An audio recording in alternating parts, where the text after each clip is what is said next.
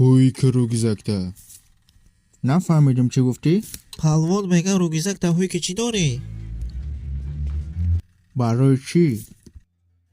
این چون چشمه در اقام کس فهمونگی نمانه. تو حاضر چی گفتی؟ گفتشم برای چی هوی کنم؟ برای که جمع پالوانم. نه گمشه.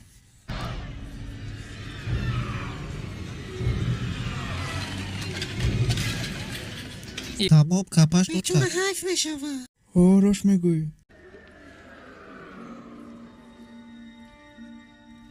گوش که مرا. چشم آخیران بار میگم تا. هوی کشم کتا. مکشم. حیوان. برا پشول نخوی.